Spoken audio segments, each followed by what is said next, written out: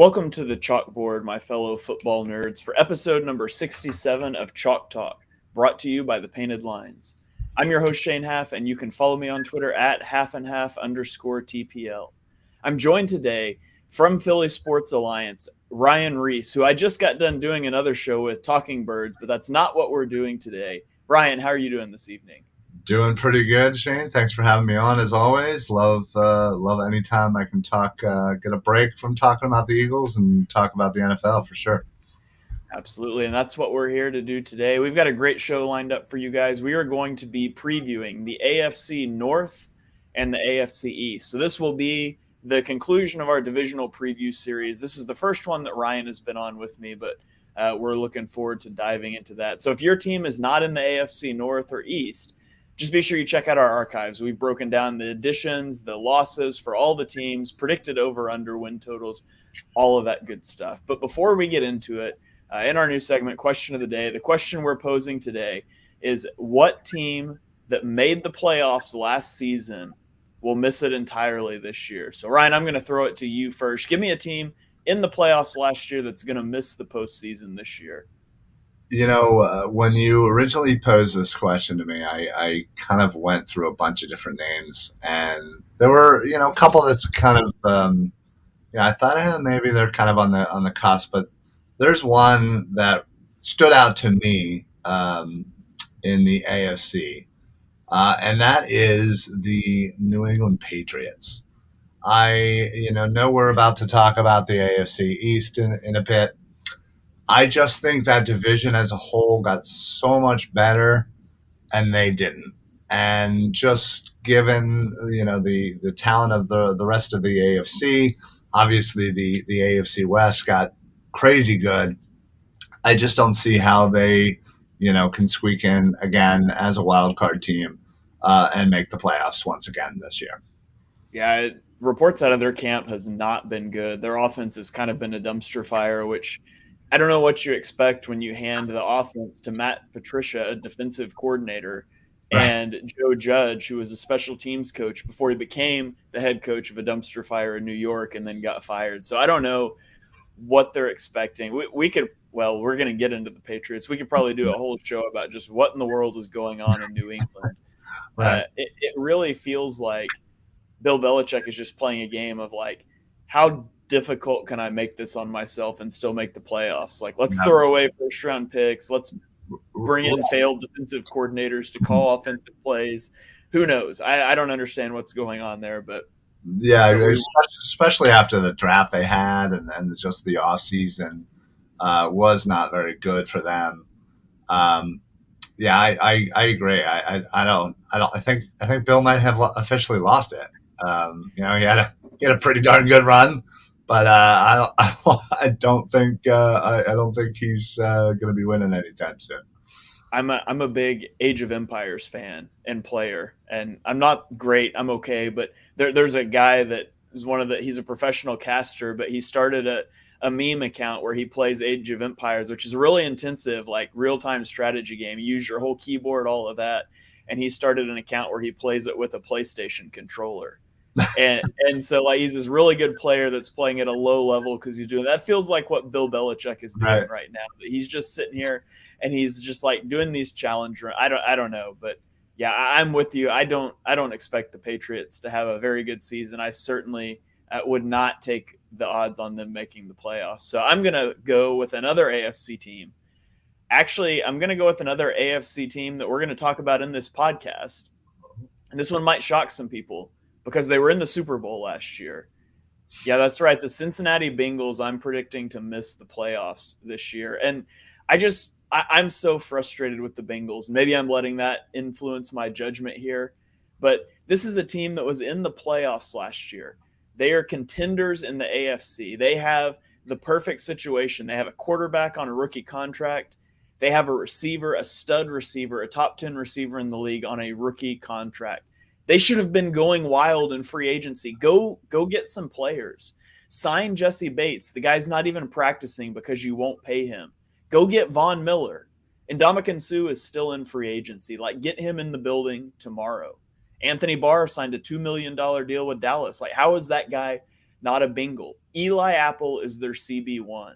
Like, how did they not go make a play for J.C. Jackson or Stephon Gilmore or Levi Wallace or, Right. heck, go get Steven Nelson? Like, They had he to would have been an improvement there. re-sign Eli Apple. Yeah, They and made that guy just it's not like they were stuck with him. They made the active choice to bring him back. Right. And it's this thing, like, everyone's like, oh, it's this cute thing the Bengals do where they don't spend any money. Like, knock it off. You've got the best situation in the NFL to construct a Super Bowl roster with Joe Burrow and Jamar Chase on rookie deals. You're saving so much money that you could be spending elsewhere. And people will say, they say they're in the playoffs last year. They were in the Super Bowl and they improved the offensive line. But people forget they were 10-7 last year and they just got hot at the right time. In a division with no competition, Baltimore was devastated by injuries. Baker Mayfield was hurt in Cleveland. Big Ben was Big Ben, actively destroying the Steelers. They were tremendously lucky with injuries last year. Per Football Outsiders, they were first in adjusted opponent games lost. So, like, when they face teams, they face the most injured teams out there. And the gap between them and number 2 on the list was the same as the gap between number 2 and number 16. Like, they had tremendous injury luck. According to Warren Sharp, whose strength of schedule metrics I really like to use, he said they had the second easiest schedule last year, and that was without factoring in injuries. And this year, and we'll get into it, they have the 26th easiest schedule. So harder schedule, probably some regression in a division that I expect some teams to be better in this year. And so I think the Bengals are still a very good team, and it's hard to reconcile. Like, I actually think they got better. They improved their offensive line. I just don't think it's enough in a stacked AFC with some of the teams that they have gunning for them this year.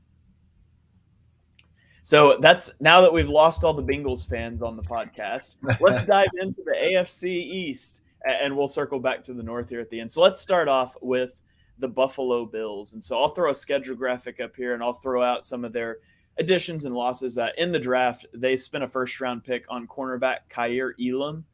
They also got James Cook, the running back out of Georgia, and the wide receiver Khalil Shakur. They also drafted punt god Matt Ariza. They also went out and they signed Von Miller in free agency. They brought in a pair of defensive tackles in Daquan Jones and Tim Settle. They got Roger Saffold, the offensive guard, defensive end Jordan Phillips, and they traded for tight end O.J. Howard. On the losses side, they lost defensive tackle Harrison Phillips. They lost longtime CB2 Levi Wallace, defensive end Mario Addison, offensive guard John Feliciano, wide receiver Cole Beasley, and outside linebacker A.J. Klein. I think you can look at those additions and those subtractions, and you can say, like, where they swapped a defensive end for a defensive end, where they swapped a corner for a drafted corner. I think they got better at all of those positions. Their strength of schedule is 18th in the league, according to Warren Sharp's metrics, which Warren Sharp doesn't use. He uses the Vegas odds for this year, the Vegas win totals for this year, rather than how a team finished last year. So that number may look a little different than others you've seen, but it's projecting out strength of schedule this year, not basing it off of last year's roster. So they've got a around average NFL schedule in terms of difficulty. Their Vegas over-under now is at 11.5 wins, with minus 150 on the over, plus 120 on the under. Ryan, talk to me about the Bills, the team that was so close to making it past the Chiefs, 13 seconds away. How do you feel about the Bills heading into this season?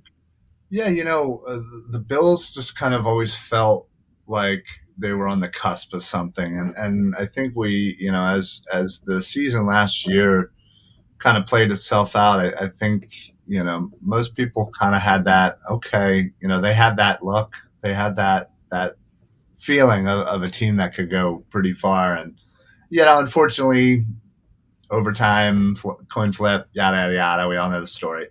Didn't go their way. And, they were bounced out of the playoffs. But I honestly think with all the moves that they made, bringing in Von Miller is obviously a great, move. They lost Jerry Hughes, which is a long-time Bill.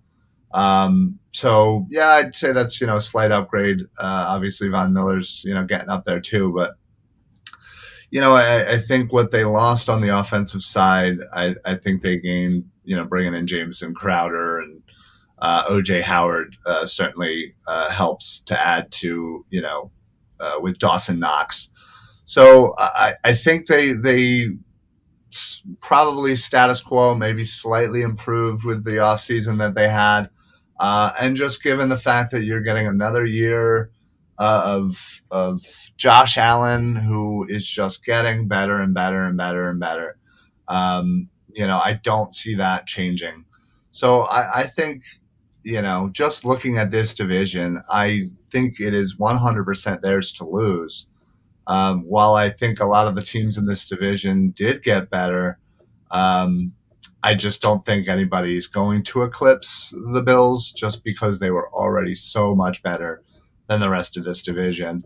Um, so yeah, I think they didn't do anything too splashy. I mean, yeah, people might say that Von Miller move was a pretty big move. I'm not that high on Von Miller personally. I think he's better than Jerry Hughes, but um, yeah, I just think they did enough to slightly improve in a division where they already are the best team. So Yeah, I think you hit on it there. Their schedule doesn't do them any favors this year. They open with a pretty difficult schedule. yeah, Their first 7 games are all against playoff teams from last year, with the exception of the Dolphins in Week 3, and that's important with Tre'Davious White coming off of the ACL injury. They've got the rookie Kyer Elam. You would like to ease Tre'Davious White back in, ease Kyer Elam in with a little bit softer schedule, but they've got a pretty difficult first 7 games. But the end of their schedule is so favorable. Starting from Week 12, they play the Lions, the Patriots, the Jets, the Dolphins, the Bears, the Bengals, and the Patriots. And there's really only one of those teams that I would anticipate being any good. I think you can easily see them sweeping that Week 12 through 18 schedule. So even if they come out and start a little slow out of the gate, which I think is a possibility, you get that heartbreaking loss at the end of the year. You get a little bit of hangover from that. You've got, like we said, maybe some secondary issues early in the year that I fully expect to smooth out. I was a big Kyer Elam guy. yeah. Uh, I expect this team maybe to falter a little bit, maybe some people to get hyped about the Dolphins or something. Maybe the Dolphins win that Week 3 game. I don't know. But I expect the Bills to win this division. I don't feel great about taking an over 11.5 wins. That's a really high number. If you push me, I would probably take the under, and I would call them like an 11-win team. Yeah. No, I think that's pretty accurate. Again, looking at that schedule, and those, like you said, those first 7 games, they could easily come out of there 3-4, maybe even 2-5, depending on how things work out.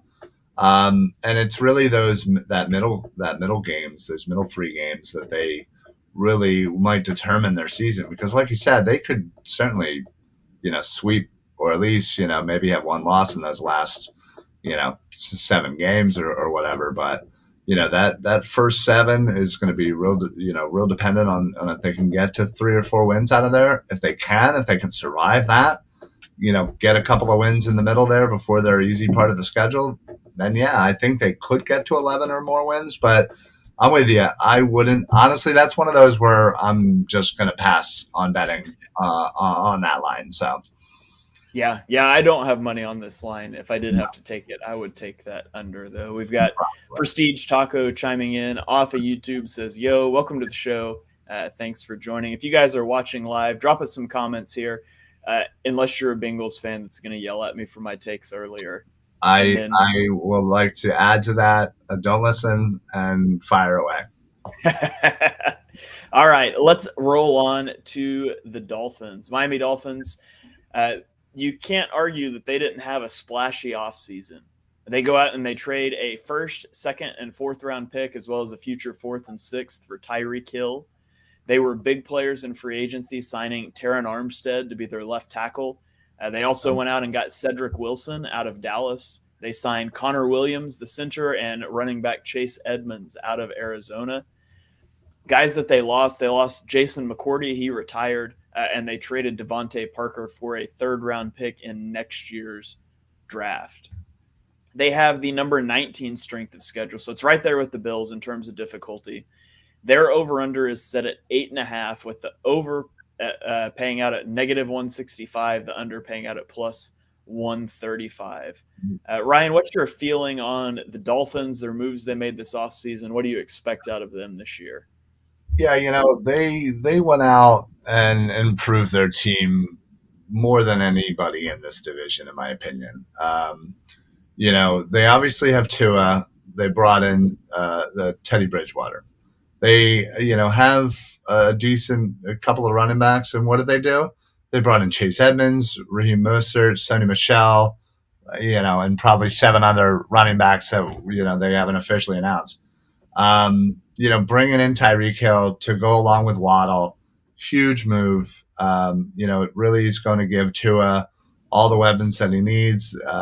They bring him back Gesicki in the fold. Like you said, they got a bunch of, help on the offensive line. Armstead, Williams, absolutely great. Re-signing Xavier Howard, bringing in Melvin Ingram. They did a lot, and they didn't really lose too much. I mean, Will Fuller, Albert Wilson, those really don't do much. Jason McCourty was, 100 years old. So yeah, I think they had an amazing offseason. And I think they're finally giving Tua all the opportunity to come out and show what he has. They've improved the offensive line. They've improved the weapons. There's really no excuses. It's funny. It's very similar, obviously, to bring it back to the Eagles, just because Tua and Hurts are a little similar. Where they got AJ Brown and they, obviously already have a pretty darn good offensive line. So again, I think for both quarterbacks, there's no excuses, and that really holds true for Tua. There's nothing after this season that they're going to be able to give him an excuse for not playing up to the ability that they drafted him. So I think Miami's an easy playoff team. I think they really came along towards the end of the season. And I think that's just going to continue to go into this upcoming season, especially with all the moves they just made. Yeah, that is the storyline of this season for the Dolphins, is Tua the guy. I mean, there's no more excuses. They got a new coach. They have an elite wide receiver core now with Tyreek Hill, with Jalen Waddle, with Cedric Wilson. They have an elite left tackle. Now, there's questions about if he can stay healthy. Sure. Terron Armstead has never played a 16-game season in his NFL career. He's averaged 11 games a year. So, I mean, it's not like he's playing 2 games a season, but he's going to miss some games. He only played 8 games last season. But it's time to put up or shut up for Tua. And that's where they're at. They've got to find out if Tua is the guy. And, they made the acquisition of Tua, but they didn't give up a first-round pick for 2023. So if Tua flames out, they're still going to be – now they're not going to be in a prime position because their offense has got too many weapons to have a top 5 pick, but they'll have that first-round pick. They could try to make a move there. I would take the over, a slight over on this one. I think the Dolphins are about a 9-win team. I don't think they're probably going to make the playoffs. I don't think Tua is the guy. I've got a lot of doubts about Tua. I feel more confident in Jalen Hurts moving forward than I do in Tua, and I don't feel super confident in either. But it is fair to say that Tua has had this deck stacked against him. He's had a defensive coach. He hasn't had weapons. He hasn't had an offensive line. So this is his year. It's his chance to prove people wrong or to prove people right, depending on the view you have of Tua. I don't think he gets it done, but I do think he makes people wonder. I think he's going to be in that middle ground. I don't think he's going to be good enough or bad enough. It's an easy answer. Gotcha. Kind of like where we were at the end of last season with the Eagles. Just not sure what to do. But I don't know. I just think, the way that their schedule is, the fact that they have to play the Jets twice, they play Houston, Chicago, Detroit. They play some decent teams or some really bad teams. So that'll certainly help with the win total. I'm just, again, looking at the AFC landscape, and I think, Dolphins are most likely the number 2 in the division here. And, with maybe, as you said, maybe Cincinnati kind of faltering a bit. Obviously AFC West got a lot better, but I just like the way that they're trending, especially, the second half of last year. I like their new coach. He seems to be, putting, giving a shot of energy into that organization. So, especially after kind of all the stuff that just happened. But yeah, I don't know. I just have a feeling that Miami's going to sneak into the playoffs somehow. And it's not necessarily going to be because Tua, had this amazing year. I think he's just going to do enough because he has enough weapons. I mean, quite literally, they have 700 running backs. I don't know what's going on there. They literally have Chase Edmonds, Raheem Mostert, Sonny Michel, Miles Gaskin, Salvin Ahmed. Like, these are all guys that could easily play significant minutes at a lot of places, much less their own team, because they're all kind of, right there. And somebody's obviously going to, sneak out of that, probably Chase Edmonds or Mostert. But it's just hilarious how they have all of these running backs. And I've never seen anything like it. 5 like legit running backs that could potentially be a starter. Yeah. Yeah, it'll be interesting to see how they work out that logjam in their backfield. Yeah. Let's roll on here to the New England Patriots. I guess you could say the Patriots had a strange offseason. So let's talk about the draft. They spent their first 2 picks on Cole Strange and Tyquan Thornton. I did not have either player in my top 100. So I started going back. I was curious. The Patriots make strange draft decisions all the time. So I went back into Pro Football Reference and was looking at their draft history. Do you know the last time the Patriots spent a first or a second round pick on a good player was? Any guesses? Richard Seymour? In 2014, in the second round, they drafted a guy named Jimmy Garoppolo. Oh, yeah. Who never even really played for him. But that's by my count, that's the last time they spent a first or a second round pick on a good player. Wow. So I would say they bombed out the draft. Yeah, oh, sorry. What was that? No, I was just trying to think of when Richard Seymour was, because I guess he was a little bit earlier than that one. Yeah. Anyway, I'd have to look it up. I saw his name, but it was before Jimmy. Way G. before, yeah. Okay, so they signed offensive tackle Trenton Brown, wide receiver Ty Montgomery, safety Jabril Peppers, and then they traded for Devontae Parker. Losses, they lost J.C. Jackson, which is an underrated huge loss for them in the secondary. And then for some reason, I just don't get, they traded Shaq Mason for a 5th rounder. Shaq Mason was a really good starting guard, and you traded him, and then you went and spent a first-round pick on a guy that probably should have been a day 3 prospect in Cole Strange. So strange offseason for the Patriots, as they tend to be. They have the 25th ranked strength of schedule, so pretty difficult schedule. Their over-under is set at 8.5. What are you thinking on the Patriots, Ryan? I got to go under. Like I said, I think they are, trending in the wrong direction. They made some very, very weird moves this year. I'm glad you said what you said about Shaq Mason. That made no sense to me. The fact that they not only lose him, they lose J.C. Jackson, Kyle Van Noy, Donta Hightower. They traded away Chase Winovich. Ted Karras, their center, goes away to the Bengals. Just, again, with all of that, you have a young quarterback in Mac Jones who, let's be honest, was a little up and down, but I think shows some promise. And what do? You literally trade away one of your best offensive linemen. Your defense completely suffers, and you don't really do much to address that in the draft. Like you said, you drafted these guys that should be, rounds later. The only significant move that you actually made, in my opinion, was, trading for Devontae Parker on the cheap.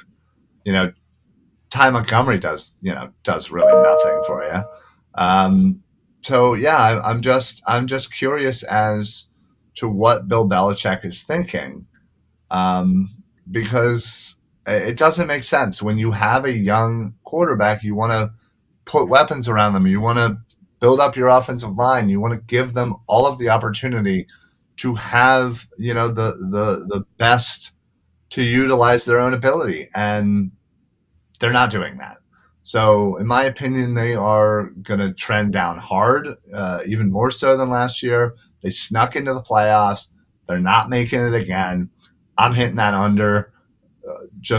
I just have zero faith in this team. Yeah, I am with you. I'm going to take the under on that as well. I just can't get past Matt Patricia and Joe Judge tag teaming play calling when neither guy has been an offensive play caller before. I don't know how you saddle Mac Jones with that. I just don't get it. I don't understand what this team's doing. I'm taking the under. I think they could be kind of a dumpster fire this year. Yeah, agreed. All right, let's roll on to a team that is a perpetual dumpster fire. That is the New York Jets, who had a low-key good offseason. Now, it's fairly easy to have a good offseason when you make 4 picks in the top 36 of the draft. But with those picks, they added Sauce Gardner, who I think is a true shutdown cornerback. They added Garrett Wilson at wide receiver, Jermaine Johnson at edge, and then Breece Hall in the early second round at running back, which is a pick I did not like. I like the player. I hated that value, but they added offensive guard Laken Tomlinson, safety DJ Reed, tight end CJ Uzoma, and safety Jordan Whitehead. Losses, they lost defensive tackle, and I'm going to butcher this, Foley Fatakasi. They lost safety Marcus May, offensive tackle Morgan Moses, and then compound that today in practice, apparently Micaiah Becton suffered an injury that they believe is a fractured kneecap that will make him miss the whole season. So that's a pretty big blow to the Jets. Not that Becton has been good, but you let Moses walk because you expected Becton to take that job, and now he's gone. So on top of that, they have the number 27 ranked schedule. So they've got a tremendously difficult schedule. Their over-under is set flat at 6. Now, that was before the Becton injury. I doubt the Becton injury has moved that line, but I didn't think to check it until just now. So what do you feel about the Jets here, Ryan? Yeah, I mean, that's a tough blow. I know it's not anything official as far as his status for the year, but yeah, it seems like he is done for the year, and that is unfortunate. Yeah, they did have. I think that was the perfect way of putting it. They had a low key, really good off season. Obviously they drafted great. I think their top 4 picks were home runs. I agree with you. The Hall pick, maybe not the greatest value, but you combine him, with who they have already, and what's his face? I'm drawing a blank. Second year player, Michael. Running back Carter, thank you. It's confusing because they have a Michael Carter on offense and a Michael Carter on defense. They've got a Zach Wilson and a Garrett Wilson on offense. The Jets. I even tweeted one time last year during a game that Michael Carter got hurt, and then which one? The running back got hurt, but then he was at the next possession. I noticed him on defense. I was like, why is he on defense? And I didn't even realize they had 2 Michael Carters. But yeah, I like adding Hall with Carter. I think could be a good one, 1-2. This is all going to be dependent on Zach Wilson, as most things are, especially we're talking about, Josh Allen is technically the veteran quarterback in the division at this point. And, he's only been in the league for a few years. So, Zach Wilson, unfortunately, I have not been hearing great things about him in camp. It's kind of all over the place, not that accurate, but, they obviously went out and drafted him a nice young weapon and, got him another running back to play with. Like you said, their offseason was pretty decent. I mean, Laken Tomlinson is good. DJ Reed, Jordan Whitehead, again helping the defensive backfield to go along with what is a defense that's on the rise. I do actually like where their defense is heading. I'm not all that thrilled about their offense, again, just because of Zach Wilson. But you said 6 was their number. Yes. Over under was at 6, and I just That, checked. It hasn't changed, so it's yeah, still sitting at 6. that's one again. I'm not playing. I think that's a little too spot on. I don't foresee them improving that much. What were they, 4-13 last year? Yeah, I could see them getting to 5 or 6 wins. So that's why I don't know. I just wouldn't play. I wouldn't play that over under with them. But I think again, if Zach Wilson can even moderately improve, I think with everything that they've done in the offseason, I think this team is at least going slowly, but in the right direction. Can I just give you some more nameception from the Jets? Sure. So they have running back Brees Hall, cornerback Bryce Hall. Oh, Okay. So that's on top of the Michael Carter Michael Carter, right? Right. On the offensive line, we have starting center Connor McGovern and starting right tackle Connor McDermott. So we've got 2 Connor Max. Connor Max, love it. And then on the defense, we've got a defensive tackle and linebacker duo of Quinnen Williams and Quincy Williams. Quincy Williams, yep. So I am impressed by their commitment to drafting an all-name team there. But I mean, for me, the big thing to look at this year, it's time for Joe Douglas to show something. The Jets roster has been terrible, and it looks like he picked the wrong quarterback, and you don't survive that as a GM. And everybody, when I was saying that after the draft, this is put up or shut up time. He had a great draft, and I'm not disputing that. It looks good on paper. Right. Will it translate to the field? Because when you have 4 picks in the top 36, it better look good on paper. Yeah. The Jets, I think, need to see some big returns sooner rather than later for the sake of Joe Douglas. And I do think they had a good offseason. Brees Hall pick aside, although he's a good player. I never got it with Zach Wilson. I didn't like him in the draft. I didn't see much to change my mind last year. It's just hard for me to get behind a team that traditionally has not been good with a quarterback I don't believe in. So I would take the under here if I had to make a selection. Although, it's possible maybe Zach Wilson figures it out. He has not looked good in camp so far, though. No. Yeah, no, I agree with you on the Joe Douglas thing. Unfortunately, yeah, like you said, he did have a great draft on paper. Unfortunately, I just don't think he's going to be here to see any of the fruits of that labor. So it's unfortunate because, again, I truly believe that they are going in the right direction. It's just, again, at a very slow pace. That is the kryptonite with quarterback selection. As a GM, you get one shot. There are not many GMs that get to pick 2 quarterbacks. Now, Howie Roseman, notable exception. Although you could argue that he picked the right quarterback. The quarterback he picked was in the middle of an MVP season that led to a Super Bowl. So I don't know that you discredit that. But there's not a lot of GMs out there that pick a bad quarterback and survive. And so for the things Joe Douglas has done with this roster, I think what might come back to get him is the Zach Wilson pick. For all the good that he's done, I don't know if you overcome Zach Wilson. Yeah, agreed. And like I said, even if Zach Wilson develops into something halfway decent, it just seems like again, it's kind of at a slower pace. And with the NFL that we live in now, rookies need to come out and be all pros. Their first year, second year. So. We're getting a little spoiled with how good these rookies are coming out. So unfortunately, that has translated.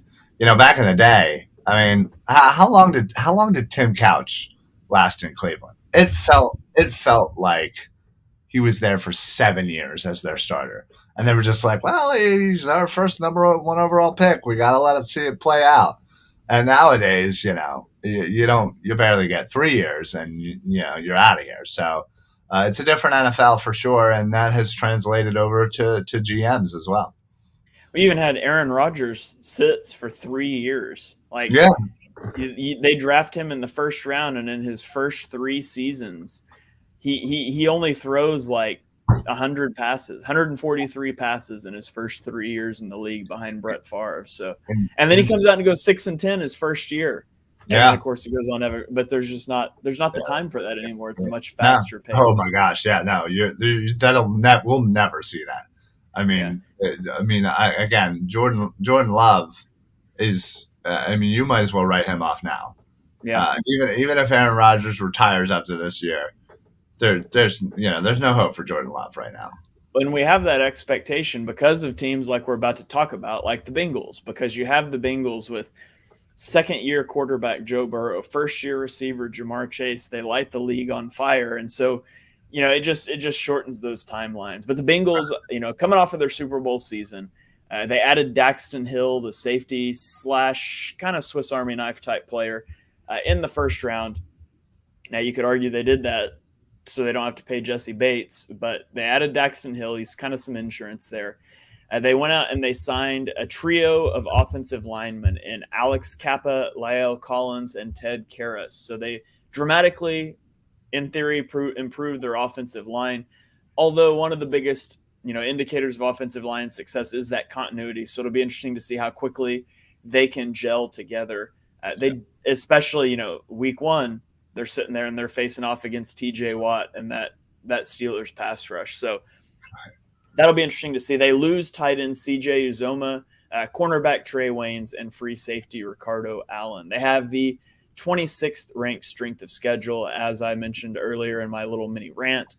Their over-under is set at 9.5 wins, with the over paying out -145. The under is at +115. Ryan, how do you feel about the Bengals this year? Again, that's a tough line. They were 10-7 last year. They ended up winning a division that I think a lot of people just assumed was going to be much better. And like you had mentioned earlier, they got hot at the right time and got themselves a division win, and got some favorable matchups for themselves, and almost ended up winning the Super Bowl. But I definitely think they're gonna kind of either stay status quo or to even take a slight step back. I personally still think they end up making the playoffs, but it's not going to be, it's not going to be easy. It's not this, where we have all these young players and we just made the Super Bowl, so naturally we're just going to keep going up and up and up. I don't necessarily see it that way.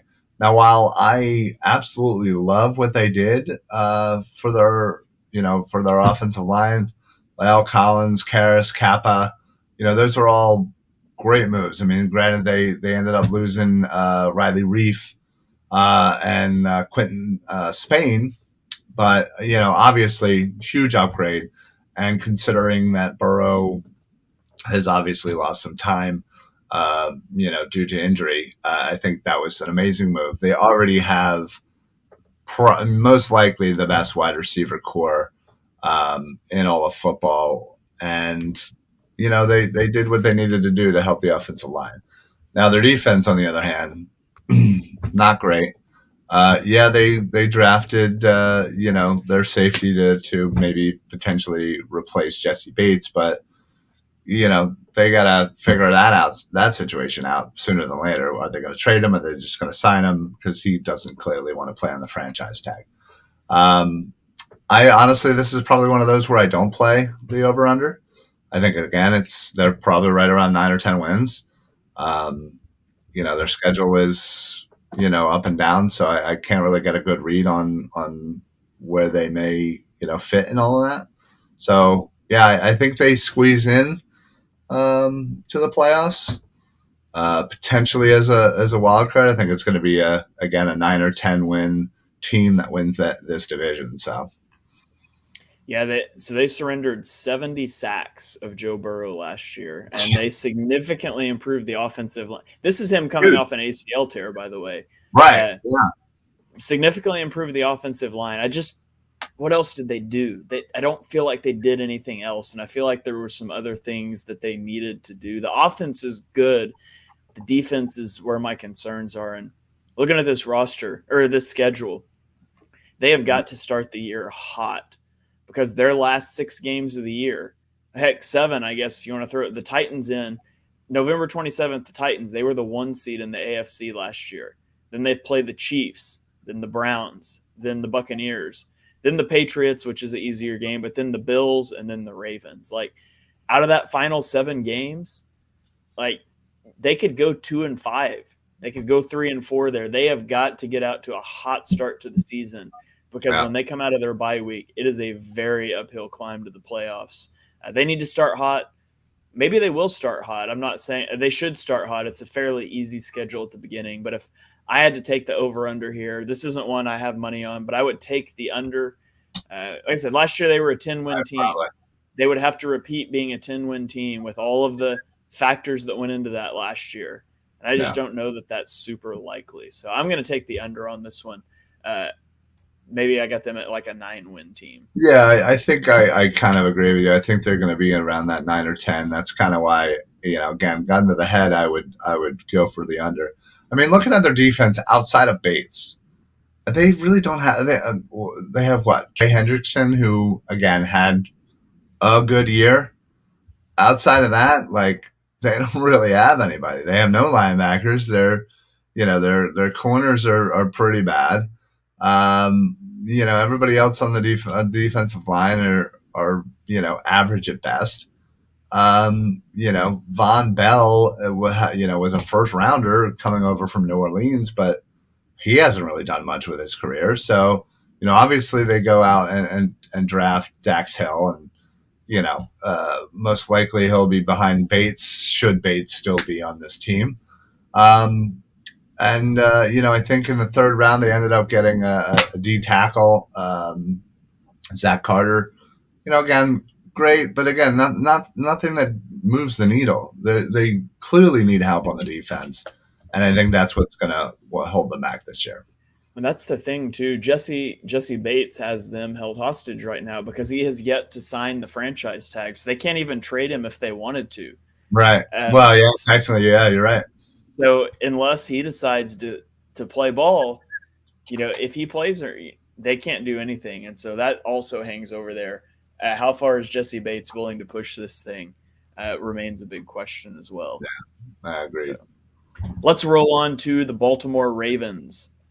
Baltimore Ravens are perennial winners of the offseason, and this year is no different. In the draft, they cleaned up. They took Kyle Hamilton and Tyler Linderbaum in the 1st round. They got David Ojabo, who was a 1st-round talent prior to rupturing his Achilles, in the 2nd round. And then they took Travis Jones, who I had a early 2nd-round grade on in the late 3rd round. So they just cleaned up the draft. They went out and they signed Marcus Williams.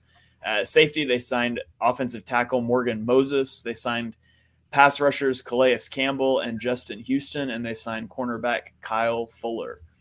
On their losses, they lost cornerback Anthony Everett, center Bradley Bozeman, wide receiver Sammy Watkins, who has really underachieved his whole career.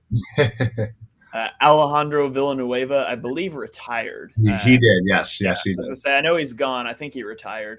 And then they, of course, lost Marquise Brown. They traded Marquise Brown and a 3rd-round pick for pick 23, which they then flipped for pick 25 and 130. So basically, they traded Marquise Brown and pick 100 for Tyler Linderbaum and punter Jordan Stout is what that breaks down to.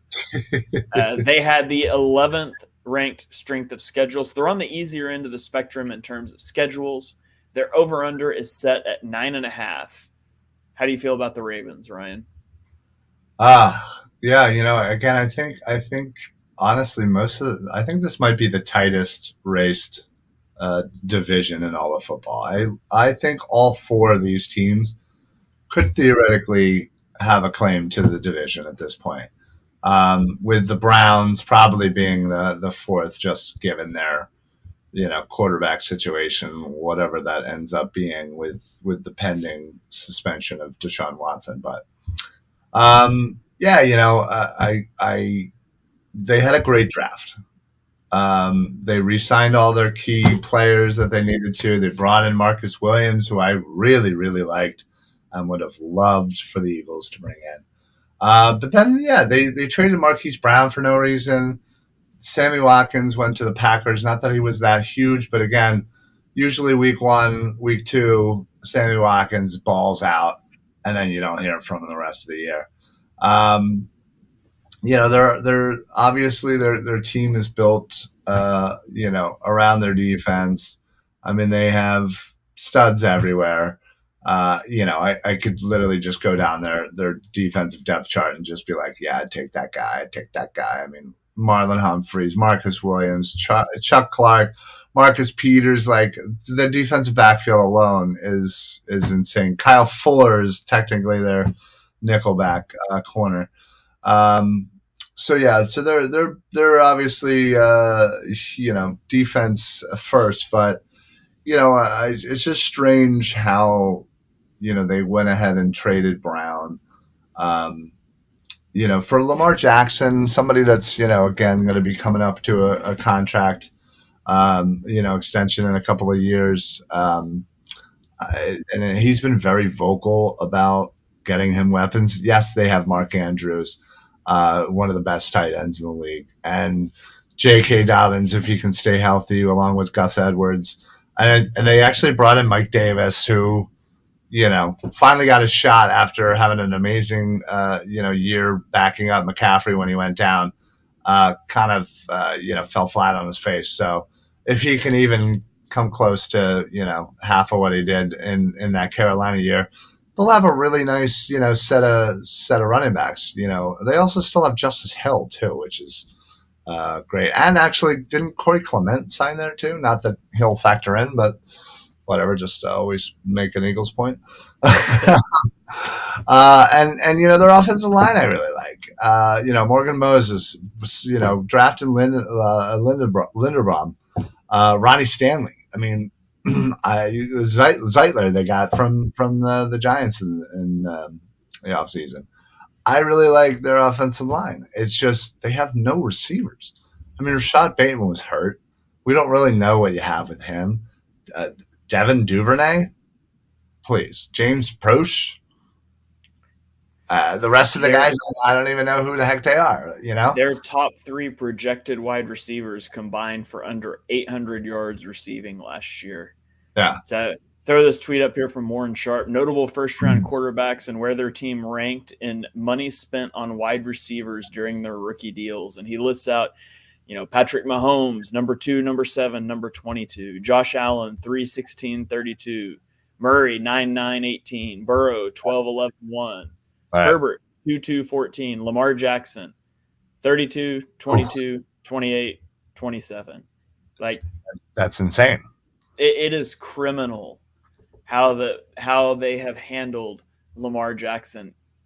People want to say Lamar Jackson can't pass. How about you give him a receiver that should be in the NFL? And I actually did not fault them on the trade of Marquise Brown. I would have taken a first-round pick for Marquise Brown. It was great value. Don't get me wrong. But you got to go get Lamar Jackson some weapons. Right, go out and then use that for somebody, or at least in the second round. There were a couple of great second rounders. I mean, I think we've been on many shows together where we gushed about somebody like George Pickens.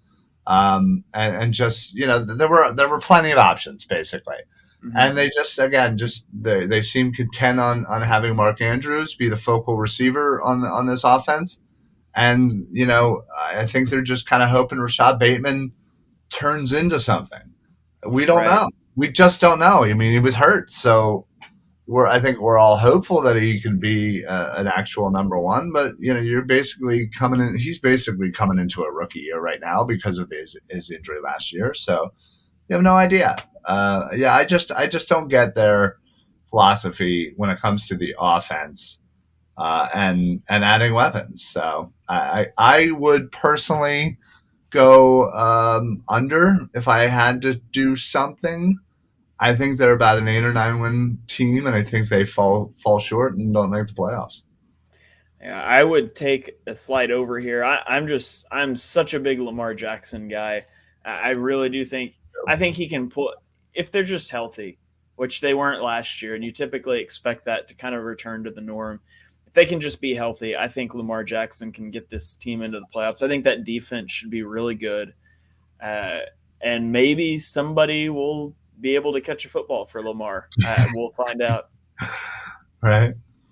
All right, let's roll on to the Cleveland Browns, who have the distinction of having the worst schedule graphic that I included here. This is just hideous color schemes. I don't know what that maroon is, Yeah, but where has that ever been in their color scheme? yeah, I don't know. But That's- we'll roll through some of their additions. They got Jakeem Grant, who actually I think got hurt in practice today and might miss the whole season as well. So Jakeem oh, Grant, yes he did. do you remember what the injury was? I remember seeing that, but man, I want to say his knee, but I could be yeah, totally thinking about somebody else. But yeah, I no, I definitely saw that too. I was thinking maybe like MCL. I don't remember. Don't quote me on that, but I believe Grant That's went down and he's expected to miss the season. So that wipes out that. They signed defensive tackle Taven Bryant, and they signed quarterback Jacoby Brissett because their expected starting quarterback Deshaun Watson, who they gave up a first rounder in each of the next 3 years for, as well as a third, fourth, and fourth, is set to miss the first 6 games of the season, with the NFL appealing that to make it a year-long suspension. Uh, we won't dive too deeply into that, but yeah, they traded Amari Cooper. They got Amari Cooper from Dallas for a fifth and a sixth, and what was essentially a deal. cap dump for Dallas. Yeah, Phenomenal deal for the Browns. I was surprised that nobody else offered up more for Cooper. They lost Austin Hooper, the tight end. They lost wide receiver Jarvis Landry, who they cut, which made way for Amari Cooper. And they lost J.C. Treader. yeah. They have the number 8 strength of schedule, so they're on the easier end of the scheduling spectrum. They do not have a Vegas line right now because the biggest question is how many games is Watson going to play? Sure. Vegas is not going to set a line, not knowing that answer. So we don't have an over-under here. And honestly, it's really hard to even talk about what to expect from this team. Yeah. So I honestly don't have much to say about them other than it's disgusting that Deshaun Watson is on their roster. It's disgusting that he was given a fully guaranteed contract with only $1 million this year so they could prevent him from losing a bunch of money should he get suspended. It's also disgusting that the NFL gave the Browns by far the easiest schedule in the NFL the first 6 weeks of the season to make way for that suspension, although they are appealing it now. So at least, we'll see what happens with that. But beyond that, I don't really have much to say. I have no idea what to expect because we just don't know what's going to happen at quarterback. Yeah, I mean this is obviously the toughest one to figure out. Just again, are they gonna uphold the 6 game? Are they gonna suspend him for the year? Are we gonna meet somewhere in the middle, 10, 12 games, somewhere like that? Yeah, honestly, looking at the schedule, it's you have to wonder what if they were doing that on purpose. Carolina, the Jets, Falcons, Patriots, Steelers. Again, you don't know what you're getting with Steelers. Obviously, the Chargers should be pretty decent, but yeah, it's it's unfortunate because the NFL just continues to put their foot in their mouth when it comes to disciplining their players. And there is no rhyme or reason to most of them. You look at, some of the suspensions over the years. I mean, hell, just look recently. I mean, you suspended Calvin Ridley for putting a $1,500 bet. Mm-hmm. I mean, yeah, okay, dumb, stupid, shouldn't have done it. But a whole year for that, and yet you have almost it got up to 30 women accusers of Deshaun Watson doing some inappropriate whatever, and you just sweep that under the rug and call it a 6 game suspension?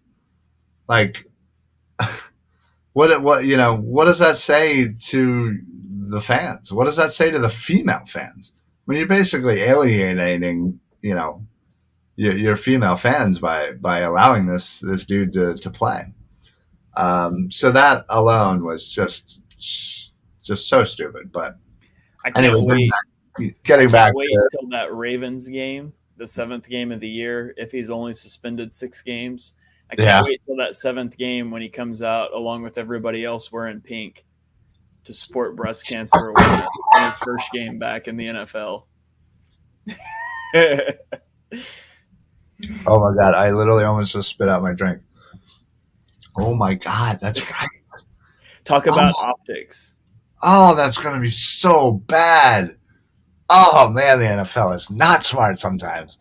Uh, anyway, outside of the Deshaun Watson thing, and listen, if we're gonna just take all the BS out of it, they obviously it was a good move from a skill improving your team point of view. Mm-hmm. Deshaun Watson is one of the better quarterbacks in the league for sure when he's not suspended.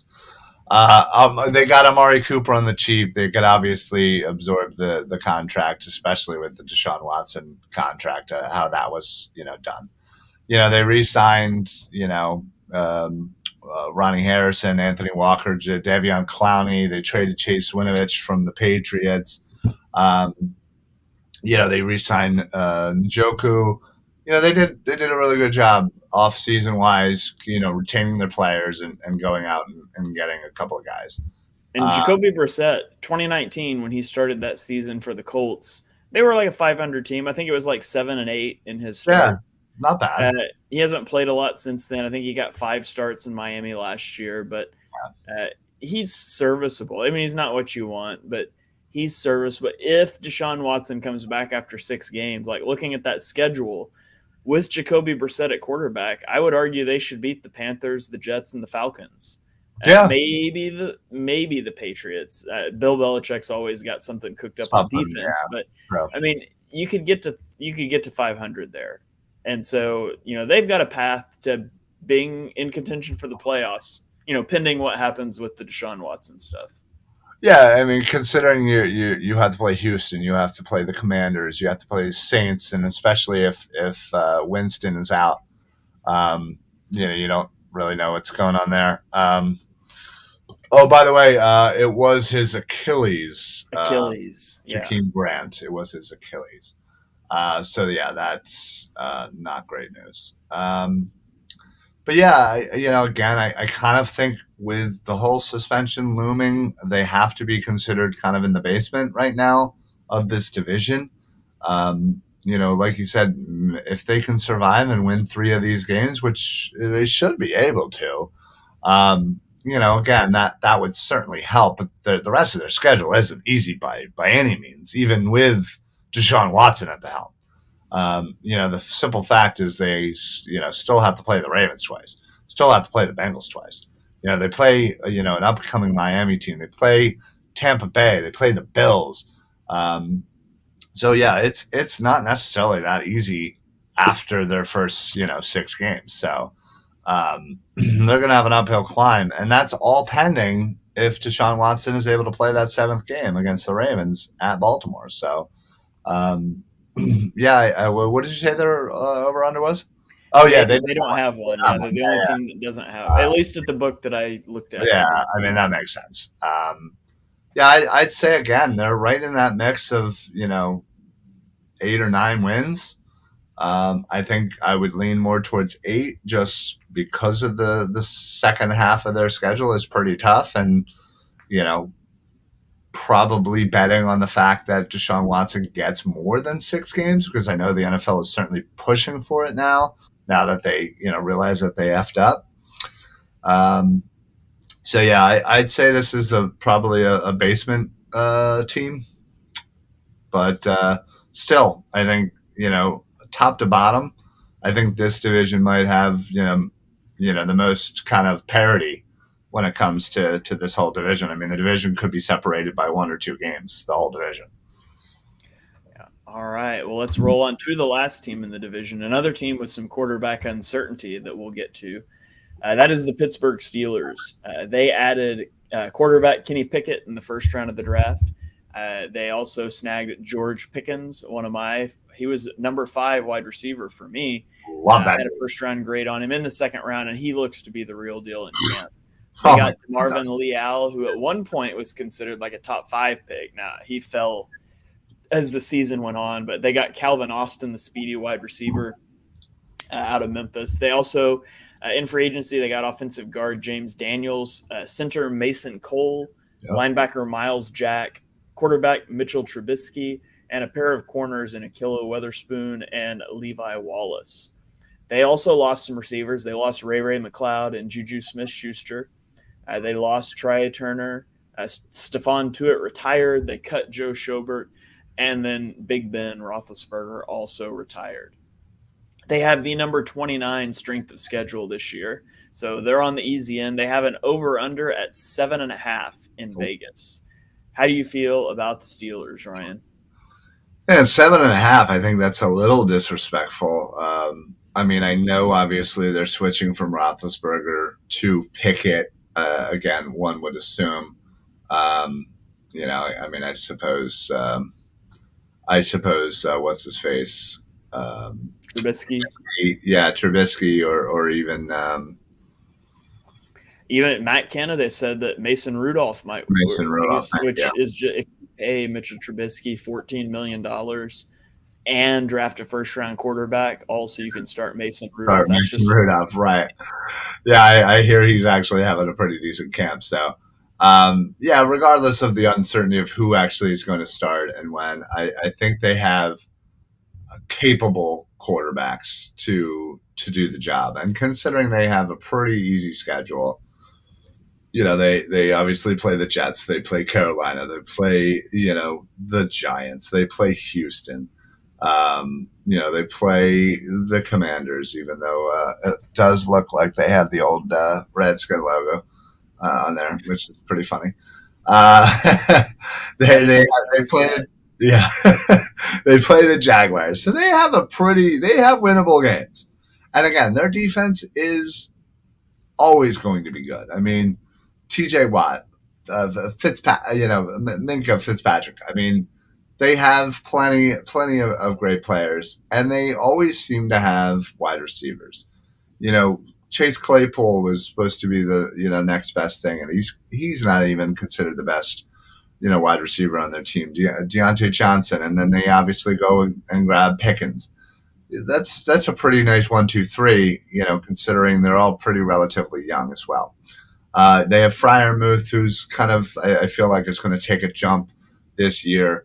And then they also have, second year Najee Harris, who I think they literally just came out and said something like, well, we don't want to run him 7,000 times a game like we did last year. We're going to limit him slightly, which I personally think is a great move because we've all seen the stats. If you look into running backs who hit X amount of number of touches, the fall off is real the next year.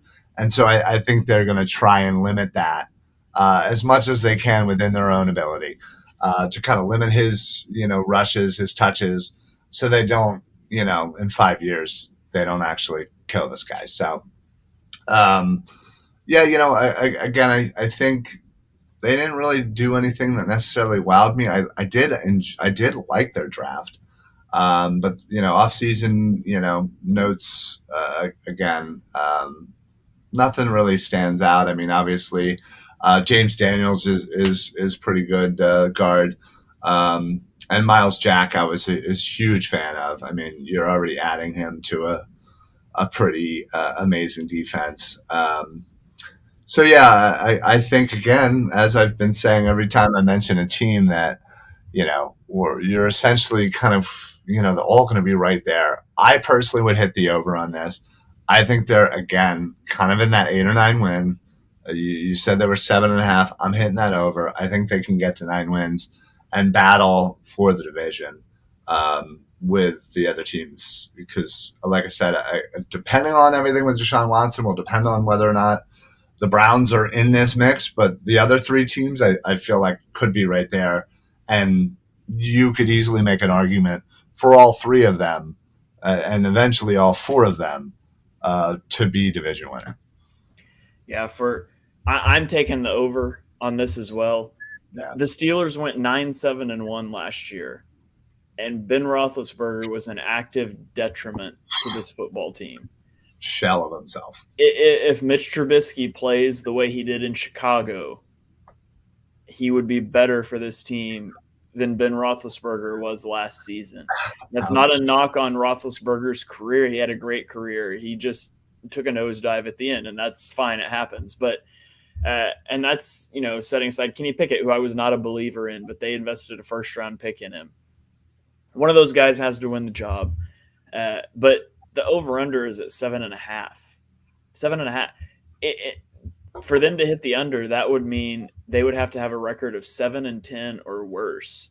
And in Yeah. the 15 years that Mike Tomlin has been the Steelers head coach, he has never been below 500. No, Not I was going to say I think he was once or twice at 500, Mhm. and Yeah, every time at least a game over. It's the yeah, consistency and within that organization, let alone the Mike Tomlin era, is astounding. yeah, And I don't see them. I think this might be the year they go 8-9, but you could easily argue they go 9-8 or 10-7. Honestly, yeah, I just don't see 7 wins. I don't know how, but they find a way. It's Mike yeah. Tomlin. He finds a way to motivate that team to be better than they are sometimes. And I'm kind of a Levi Wallace truther too. I was always kind of a big Levi Wallace fan, and I personally think that it helps them out a little bit to they open the year with the Giants. Okay, that's a game that they should be able to win regardless of who's playing quarterback. Then they've got Houston week 3. That should be a pretty easy game. And so you can kind of you got the Browns in week 6 when we know for a fact Deshaun Watson will be out. We don't know what'll happen after that, but they've got some games they can win in the early part of their schedule while they're figuring out the quarterback position. They got a good running back, an improved but still not great offensive line. They've got all the weapons. They just need a quarterback that can be a game manager. And I think this team, I'm not saying they're going to make the playoffs, but I do have money on this one. I'm slamming that over 7.5 wins. I feel pretty confident there. Yeah, no, I agree. I just think with their schedule, with Mike Tomlin at the helm, and again, yeah, maybe it's Trubisky for the first half of the season even, or Mason Rudolph, or who again, one of those two before Kenny Pickett kind of figures it out and takes over. I do like Pickett. I definitely think he's probably going to be the best quarterback out of this class. Just again seeing, I've watched a lot of Pitt, the U of Pitt film, so maybe I'm a little too close to it than most, but I don't necessarily think he's going to be like a stud in this league. I just think he's going to be an above average quarterback that'll do enough, and certainly better than Trubisky and Mason Rudolph. So Yeah, absolutely. Well, that is going to wrap up our divisional preview here. We talked about the AFC North, the AFC East. If you are a fan of a team in any other division, make sure you check those out on Archive. They are all there. Uh, Ryan, before we get out of here, you got any final thoughts for us? Anything you want to plug? yeah, no, just had a great time. Glad I could come on and do this. Yeah, it's always fun when I can talk anything kind of outside of my norm, which is usually the Eagles and the other Philly sports. So obviously I always kind of brought it back a little bit to the birds, but yeah, no, just doing my thing over at Philly Sports Alliance. Just again, if you're out there, make sure you follow us on Facebook. Just search Philly Sports Alliance, YouTube Philly Sports Alliance, and then of course on Twitter, right down here, Philly Sports PSA. Yeah, we got shows all over the place. Obviously, we got the Painted Lines shows throwing up on our YouTube or on our Facebook. We got a couple of good things coming up in the future, and yeah, the only other thing I would say is we partnered up with Philly Sports Trips, and we're getting a bus. We're going down to DC for the Commanders game, Eagles Commanders, Week 3, September 25th, 3:25 charter bus, tickets to the game, sick tailgate. Can't ask for anything more. So head over to Philly Sports Trips. Sounds awesome. You guys be sure to check that out. If the charter bus was leaving from Oklahoma, come year 25, I would be there because that sounds awesome. I was going to say we might have to send one out a week in advance to get you there, but Yeah. yeah, we'll do it. We'll figure it out. You get enough people to come with you, right? Yeah, something like that. All right. Well, you guys be sure and check out Ryan's content. Check out the show that we're on every week together, 8 o'clock on Right. Tuesday nights. We literally came into this one right from there, Birds of the Round Table, where we break down Eagles storylines with a rotating panel of guests. So Love that's a it. lot Yeah, of fun. So, yeah, that is. all right. Well, thank you guys, as always, for joining us for episode number 67 of Chalk Talk. If you enjoy what you heard on the show, and let's be honest, we know that you do, be sure you smash that subscribe button so you don't miss the next episode. Turn on notifications. Give us a 5-star rating and review on Apple Podcasts. That really helps the content get out there to other people. Yeah. You can follow us on Twitter. I'm at @halfandhalf_TPL. Ryan is at Philly Sports PSA. So from me, from Ryan, from the Painted Lines, Philly Sports Alliance, the whole crew, we will see you guys next time.